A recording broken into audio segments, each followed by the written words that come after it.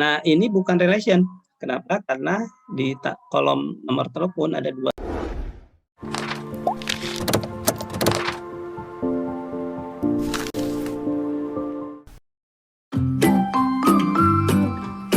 Assalamualaikum warahmatullahi wabarakatuh.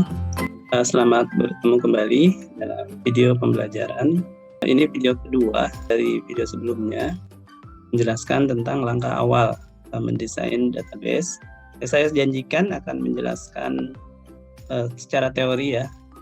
Saya ambil teori database dari buku Kroenke dan Auer dengan judul Database Concept. Ini kemudian diambil dari slide resmi tersebut, yang ada di saya adalah yang edisi kelima. Nah, jadi database dengan menggunakan Microsoft Access dan DBMS lain ya, database management system, itu pada umumnya menggunakan apa yang namanya model relasional atau the relational model. Nah, apa itu relation model ya secara teori? Ini kita pelajari bersama. Pertama, di dalam relational model ini ada yang dinamakan konsep ya, yang dinamakan entity atau entitas. Adalah sesuatu yang penting bagi pengguna yang perlu ditunjukkan dalam database. Apa yang dijelaskan gitu ya dalam data yang kita masukkan atau kita simpan di dalam tabel-tabel di dalam database tersebut. Nah, entity ini mewakili satu tema atau satu topik khusus ya.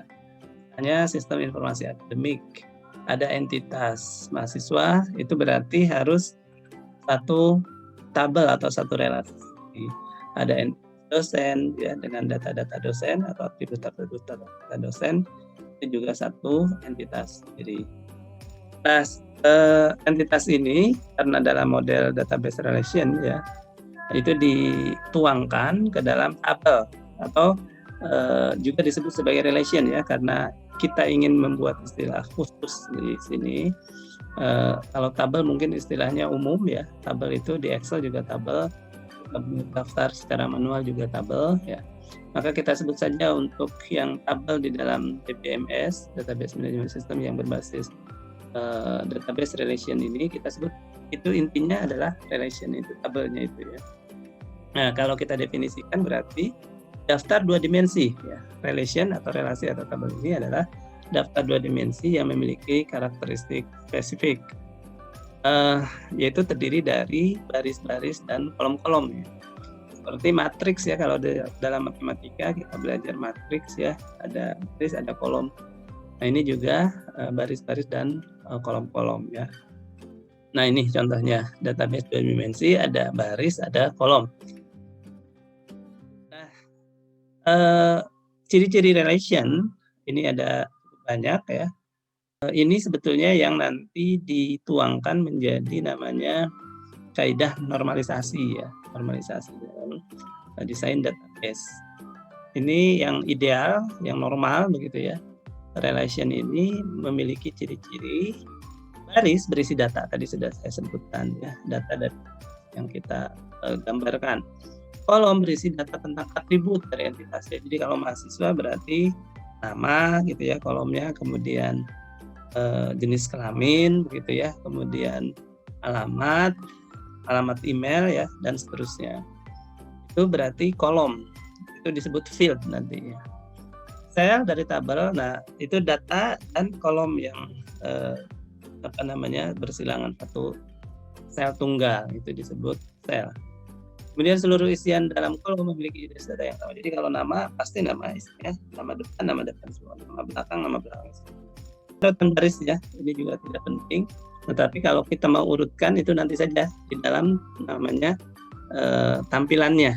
Di tampilannya itu biasanya kita olah dari tabel itu, karena tabel ini sifatnya adalah data mentah ya, data di dalam database. Nanti biasanya dipisahkan data itu di dalam back end namanya ya, aplikasi untuk mengolah data itu di front end, depan aplikasinya itu terpisah dari database. Nah, contoh relationnya ini ada nomor pegawai, nama depan, nama belakang. atau NIP kalau di pegawai negeri ya, nama depan nama belakang. Nah, ini bukan relation. Kenapa? Karena di kolom nomor telepon ada dua data, padahal yang lain satu ya. Nah, ini tidak memenuhi sebagai relation di dalam model relational. Yang lainnya oke ya, tapi ada satu kolom sel ya yang berisi dua data di kolom telepon ya, menyebabkan dia tidak menjadi tabel yang ya dalam konsep database relation. Nah, berikutnya ini juga bukan relation ya. Kenapa? Karena ada baris yang persis sama. Baris pertama dan baris keempat. Nah, jadi beda dengan di Excel kita menyimpan data tidak ada aturan-aturan ya. Ya, kita inginkan seperti apa, kita buat saja seperti itu. Tapi kalau dalam database relational harus memenuhi aturan-aturan karena database itu biasanya besar sekali. Jadi kalau kita menyimpannya dengan baik ya, mengikuti suatu standar, itu diharapkan nanti pengolahannya juga menjadi efisien. Nah, berikutnya kita lihat lagi secara terminologi, ini sering kita pertukarkan ya. Tabel itu berarti juga file, berarti juga relation ya. Kita sering sebut gonta-ganti ya di sini. Baris itu juga sering disebut record dan bisa juga disebut tuple. Kolom itu field atau atribut. Ini semua mengacu ke hal yang sama. Nah, mungkin ini sedikit agak substansial ya. Yang harus kita pahami di dalam tabel atau di dalam relation, suatu database relation. Yang pertama adalah di dalam tabel itu akan memiliki kunci biasanya ya. Apa itu kunci? Satu kolom atau lebih dari relation yang digunakan untuk mengidentifikasi baris. Jadi tadi misalnya tabel mahasiswa, nah biasanya kuncinya adalah nomor induk mahasiswa, nomor pokok mahasiswa. Kita tahu pegang key itu, maka kita tahu siapa yang dimaksud dengan mahasiswa tersebut ya.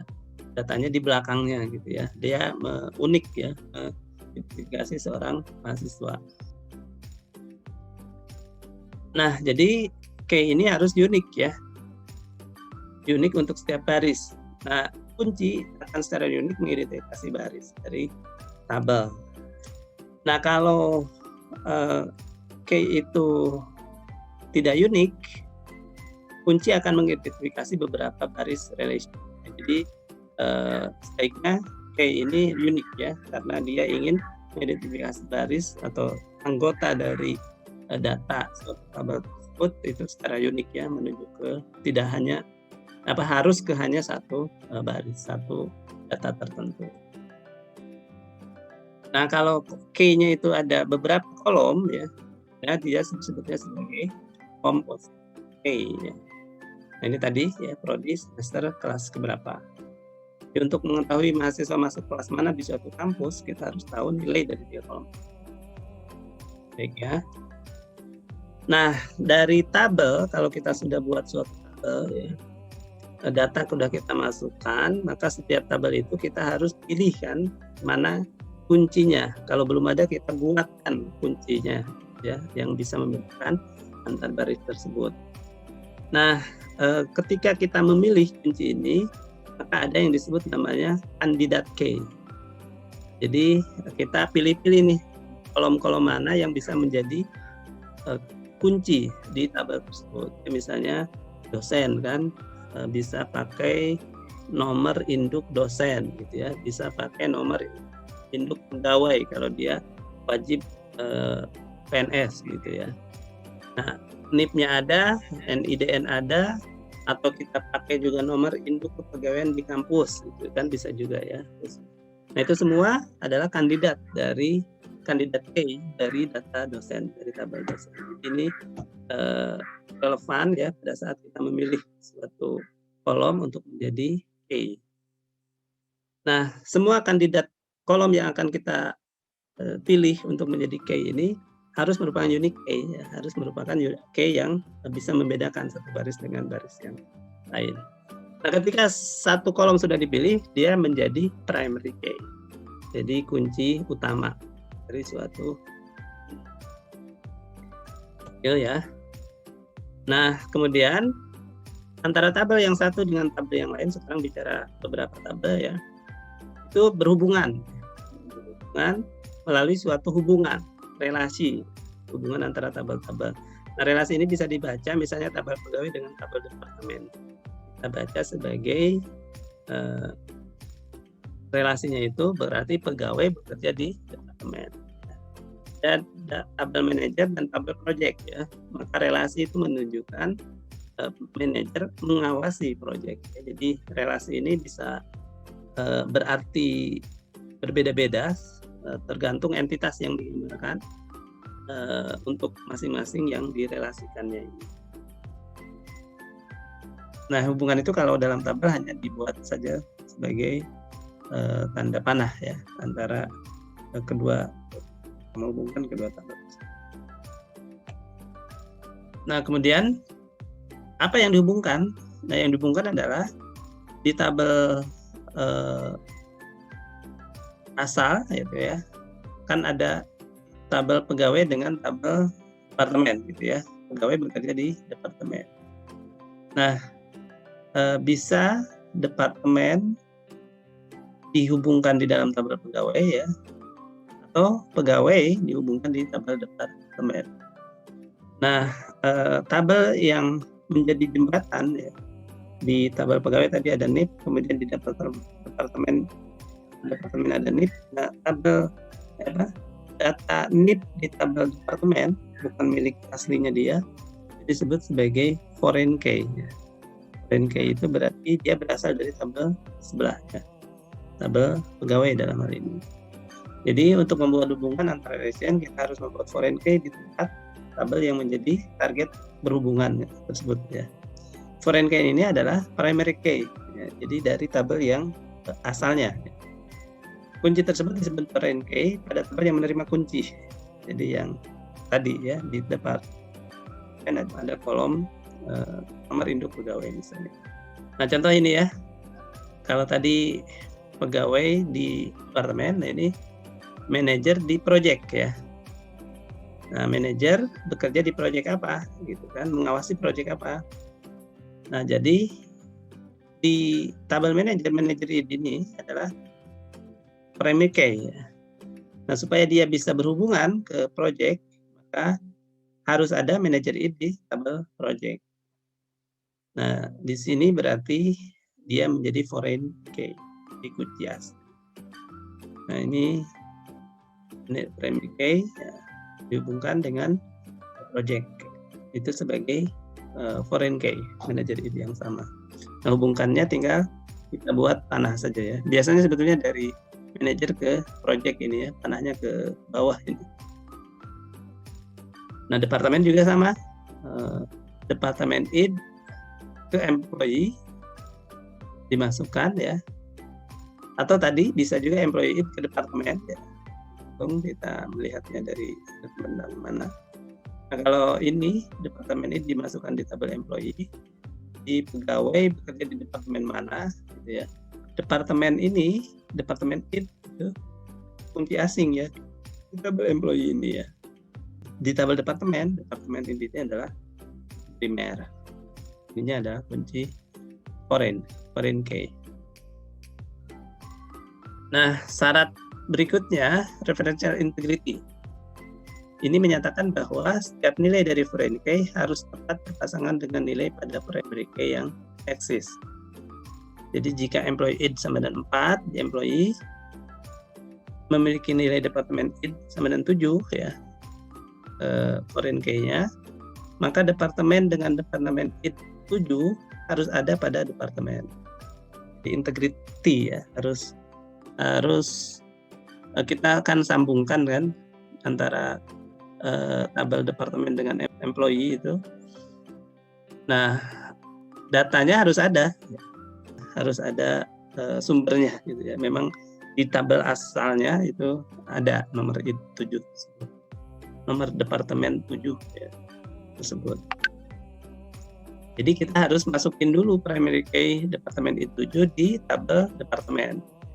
Baru bisa kita pakai sebagai foreign key di tabel employee untuk employee id 4. Kronologisnya seperti itu. Nah, ini sedikit tentang ada juga yang tidak bernilai ya. Nah, tapi tidak bernilai ini ada dua ada dua makna sebenarnya nanti. Bisa tidak ada data yang dimasukkan dan jadi bukan 0 ya, dia memang kosong saja belum dimasukkan. Nah, ini kalau untuk tabel aslinya sebetulnya mungkin jarang tidak ada nilai ini. Tapi kalau di query ya mungkin bisa ada data yang tidak ada nilainya. Nanti kita bahas lagi juga ya, ketemu lagi. Kemudian ada yang namanya functional dependency, FD. FD ini hubungan antara atribut-atribut sedemikian rupa sehingga satu atribut atau beberapa atribut menentukan nilai atribut lain pada tabel yang sama. Ini ada konsekuensi dari primary key sebetulnya ya. Misalnya ini cookie, ada tabel kue ya, pemesanan gitu ya, ada tabel pemesanan. Itu kode kue, kode jenis kue ya yang dipesan. Kemudian kuantitas gitu ya, kuantitas. Bisa juga kita tambahkan nilai jual per box atau nilai per box ya. Kalau kita buat satuan itu kan 20.000 misalnya ya. Kalau satu boxnya ada 5, berarti nilai harga per box itu 5 kali 20.000, 100.000. Nah, harga per box yang 100.000 ini tidak perlu dimasukkan ke dalam tabel ya sebagai data, salah satu data dalam tabel. Kenapa? Karena harga per box ini akan bisa ditentukan dari nanti harga per unit dikali kuantitas. Jadi setiap data yang dia sebetulnya bisa dibentuk ya dari data yang sudah ada, maka tidak perlu di input ya. Jadi cukup nanti saja dibentuk melalui rumus. Nah, ini namanya functional dependent. Jadi box price ini tidak perlu ada ya, karena dia bisa ditentukan dari cookie price kali kuantitas box. Satu atribut menentukan nilai atribut lain ya. Jadi box price ini ditentukan oleh harga ini. Nah, kemudian box price ini ditentukan oleh cookie price ya. Nah, maka cookie price ini disebut sebagai determinan yang menentukan harga dari harga kotak. Nah, ini sebetulnya konsekuensi saja ya. Kandidat K akan functionally determine semua atribut lain pada baris. Primary K akan functionally determine semua atribut lain pada baris. Nah, misalnya ini ya. Di dalam tabel employee ada data employee id, employee last name, employee phone. Employee last name dan employee phone ini akan tergantung dari employee id. Jadi employee id ini menjadi determinan. Dan dia bisa menjadi primary key karena dua data yang lain tergantung secara fungsional dari employee id. Demikian juga project id, project name, start date. Project name dan start date ini ditentukan oleh project id. Jadi keduanya functional dependence terhadap project id. Jadi project id menjadi determinan data-data yang lain. Itu membacanya ya, di dalam tabel kita nanti. Nah, dalam desain nanti ada yang dinamakan normalisasi. Jadi normalisasi ini adalah proses menganalisis tabel untuk memastikan tabel tersebut terbentuk secara baik ya, secara baik dia efisien, cepat gitu. Kalau kita olah tidak ada masalah kalau kita menginsert, kalau kita mendelete, dan kalau kita mengupdate. Nah, itu kita bahas lanjut. Nah, row can be insert, deleted, or modified without creating update anomalies ya. Tidak menyebabkan anomali. Every determinant must be a candidate key. Nah, kalau masih belum memiliki determinan, belum memenuhi syarat-syarat tadi, itu harus dipecah ke dalam 2 atau lebih tabel yang memiliki ciri yang baik tadi ya. Nah, contoh ini ya, di student id ada student name, ada dom name, ada. Nah, dom cost ini tergantung pada dom name ya. Pada student name dan dom name itu tergantung dari student id. Oleh karena itu, dom cost should be placed into its own relation ya. Jadi kita harus pecah nih tabel yang tadinya dalam satu tabel ini, karena ada field yang tidak bergantung kepada student id ya, dia berarti bergantung kepada dom name, salah satu dari anggota student ini. Berarti sebetulnya entitasnya ini ada dua, satu entitas student, satu entitas asrama kan. Jadi kita harus buat menjadi dua tabel, yaitu tabel mahasiswa ya, yang isinya student name, dan nanti ada foreign key dari dom name ya. Nah, di kedua asrama, asrama ini menjadi primary key ya, dan ini menjadi atributnya dom cost. Ini primary key nanti bisa dihubungkan dengan mahasiswa melalui dom name sebagai primary key. Di sini menjadi dom. Nah, contoh lain ya, ini pengacara, ini client name, client meeting date, duration ya. Nah, ini dia komposit ya, primary key-nya terdiri dari dua.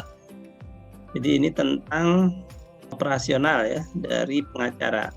Jadi datanya adalah nama klien, tanggal rapat dengan pengacara, dan lama rapat, gitu kan. Nah, nama klien, tanggal rapat, lama rapat itu tidak hanya ditentukan oleh kode pengacaranya, tapi juga oleh kode kliennya. Jadi untuk tabel ini primary key-nya ada dua, yaitu attorney id dan client id ya. Nah, tetapi di sini client id itu menentukan client name. Oleh karena itu berarti juga ini harus dipecah ya, menjadi satu adalah attorney id, client id. Nah, yang betul-betul ditentukan oleh primary key ini adalah meeting date dan duration. Jadi maksudnya tidak perlulah client name itu di sini gitu ya, karena dia sudah ada diwakili oleh client id gitu. Jadi bisa dipecah saja di tabel yang lain. Nah, jadi langkah menyusun atau mendesain suatu database ya, pertama membuat tabel-tabel untuk setiap entitas. Nah, tabel ini harus memiliki descriptive name dan ada atribut-atribut ya yang menjelaskan si entitas tersebut ya. Misalnya mahasiswa ada namanya, ada nama belakang, ada tanggal lahir, misalnya tempat lahir ya, dan seterusnya. Kemudian kita tentukan primary key-nya. Nah, kemudian ini yang belum dibahas ya, kita tentukan tipe data, apakah bisa kosong atau tidak ya. Kemudian default value, constraint-nya. Kemudian dia harus dianalisis dengan aturan normalisasi tadi ya, functional dependence gitu, dan kemudian determinan gitu ya. Nah, kalau tidak normal ya dipecah menjadi lebih dari tabel. Nah, relasi nanti harus disesuaikan sesudah dilakukan pemecahan normalisasi. Nah, contoh ini ya, kita punya entitas jenis barang gitu ya. Berarti ada nomor atau kode barangnya, ada deskripsinya, ada harga katalog. Ini biaya sama biaya pembuatan lah. Kemudian ada jumlah persediaannya seberapa banyak. Nah, maka ini fisik ya, kita lihat data barang kita ini dalam benak kita itu kira-kira ini saja. Nah, ini kemudian kita tuangkan ke dalam tabel di dalam data. Jadi ini masih dalam benak kita, kemudian kita tuangkan menjadi dalam catatan ya, tabel di database. Dan kemudian kita tentukan tadi ya jenis datanya, apakah 0, bisa 0 atau tidak, ini panjangnya, dan jenisnya ini ada varchar, ada numerik gitu. Nah itu selanjutnya kita masuk ke langkah berikutnya ya. Nah normalisasi kan, yang kedua normalisasi ini kita lihat saja apakah tabel yang kita bentuk itu memiliki masalah insertion ya, penyisipan, kemudian problem modifikasi dan problem deletion ya, dihapus. Ini kita lihat contohnya di sini ya. Jadi misalnya kita punya tabel mahasiswa dengan pembimbingnya. Nah ini tidak normal ya, karena memiliki masalah insertion, memiliki masalah deletion, dan memiliki masalah modification ya, update ya. Insertion, misalkan kita ingin menambahkan ada nama pembimbing yang belum memiliki mahasiswa. Kalau tabelnya seperti ini, berarti kita akan masukkan nama pembimbing baru, grade ya, dengan emailnya. Ini karena dia belum membimbing, ini jadi kosong. Gitu. Dalam entitas ini sebetulnya kan seharusnya tidak kosong ya. Ini juga sebetulnya gampangnya kita lihat kan, sebetulnya ini tabel ini menggabungkan dua entitas ya, satu entitas mahasiswa dan satu entitas pembimbing. Jumlah barisnya saja bisa kita lihat di sini kan. Jumlah baris 9 ini betul untuk 8 mahasiswa kan ya. Tapi dia bukan berarti 8 pembimbing kan. Nah, berarti kan itu ada dua entitas, ada dua topik yang digabungkan ke dalam satu tabel ini. Yang ini jadinya harus dipisah, satu mahasiswa, satu pembimbing. Pembimbingnya kan kalau kita lihat di sini sebetulnya bukan 8. Ada pembimbing yang sama, ini Taing ini kan 1. Valdes 2 kan. Baru Hacker 3, Baker 4, 5 sama Green. Kalau kita melihat dari tabel ini saja kita akan tidak tahu berapa banyak sebetulnya pembimbing kita. Nah, itu pembimbing ini merupakan topik yang berbeda. Terus kita pisah ke dalam tabel yang berbeda. Nah, yang kedua masalahnya sering disebut sebagai masalah perubahan ya. Mengubah misalkan email dari Tang ini ya. Email Tang ini salah itu kan. Kita ubah satu ini menjadi nanti tidak konsisten ya. Kenapa? Karena ada tag yang lain yang harus juga kita ubah kalau kita mengubah. Jadi sekali kita kalau mau ada perubahan itu tidak cukup satu kali, kalau data dia dicatat 2 kali atau lebih dari 1 kali gitu ya.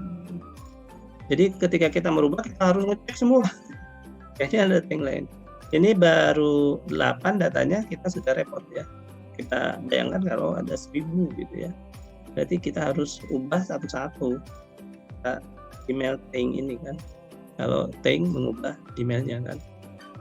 Jadi ini namanya permasalahan dalam mengubah atau mengupdate ya, update data. Disebut anomali gitu ya. Anomali ketika kita akan mengupdate. Nah, terakhir ada menghapus ya. Masalah ketika kita menghapus. Ya kita si Mano chip ini misalnya keluar. Nah, ini kita hapuskan. Menghapus itu kan harus satu baris kalau di database itu ya. Ketika kita hapus satu baris ini, nah ini pembimbingnya akan termasuk dihapus. Mending kalau pembimbing tren ini ada di membimbing mahasiswa yang lain ya. Tapi kalau dia hanya membimbing mana chip ya, maka si tren ini akan ikut terhapus ketika kita menghapus mana chip. Ini juga masalah ketika kita membuat tabel yang tidak normal ya. Jadi ada masalah pada saat menghapus, masalah saat menyisipkan, dan masalah pada saat update ya. Nah, semuanya ketiganya ini disebut masalah modifikasi data. Nah, ini dipecahkan gitu ya dengan cara memecah menjadi 2 tabel ya. Satu tabel mahasiswa, satu tabel pembimbing ya. Nanti di tabel pembimbing kita hanya punya tadi Baker 1, Valdes 2 gitu ya. Taing 3, Green, Tren 4, Green 5. Jadi tabel itu barisnya, jumlah barisnya betul-betul menunjukkan jumlah data di entitas tersebut, di entitas si pendamping tersebut. Ini juga ada 8, ya memang jumlah mahasiswanya ada, maaf 7 ya, mahasiswanya ada 7. Jadi jumlah baris tabel betul-betul menunjukkan jumlah data ya, entitas tersebut. Nah ini kira-kira yang normal itu seperti itu sebetulnya ya. Nah jadi disebut tiga-tiganya sebagai modification problem ya. Itu dapat dilakukan dengan memecah tabel existing ke dalam 2 atau lebih tabel. Nah ini disebut sebagai proses normalisasi tabel. Nah mungkin itu sih yang penting ya di dalam kita mendevelop database. Ini prosesnya ya. Jadi ya, ini kalau sudah lebih dalam ya, nanti bisa sampai fourth normal form, fifth normal form, dan terakhir domain K normal form. Nah nanti dalam kalau ingin mendalami lebih lanjut ya, dan nulisan tabel ini ya, ini bisa dibuat disederhanakan menjadi seperti ini. Customer itu berarti dalam huruf besar berarti tabel customer. Kemudian dalam kurung, nah customer number ini atribut pertama atau field pertama.